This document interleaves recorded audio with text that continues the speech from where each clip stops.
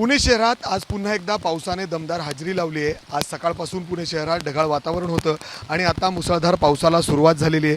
जर आपण बघितलं तर पुणे शहरात सध्या अनेक रस्त्यांवर पाणी साचायला सुरुवात देखील झालेली आहे। गेले 15 ते 20 मिनिटं पुणे शहरात सध्या मुसळधार पाऊस सुरू आहे। फक्त पुणे शहरातच नाही तर धरण क्षेत्रामध्ये असेल, ग्रामीण भागात असेल, तिथं देखील मोठ्या प्रमाणात अशाच पद्धतीने पाऊस सुरू झालेला आहे।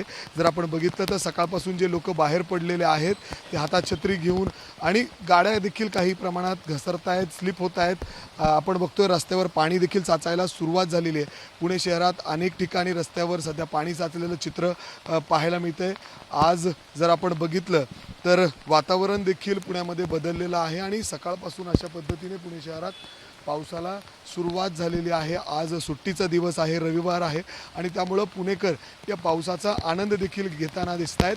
आता आपण शहराच्या मध्यवर्ती भागात आहोत आणि या ठिकाणी देखील आपण बघू शकतो की पावसाला या ठिकाणी जोरदार सुरुवात झालेली आहे आणि असाच पाऊस ग्रामीण भागामध्ये आणि धरण क्षेत्रामध्ये देखील सुरू आहे। आणि हवामान खात्याकडून जो अंदाज वर्तवण्यात आलेला आहे पावसाचा, त्यानुसार पुढील आणखीन 2 ते 3 दिवस असाच पाऊस राहण्याचा अंदाज हवामान खात्याकडून वर्तवण्यात आला आहे।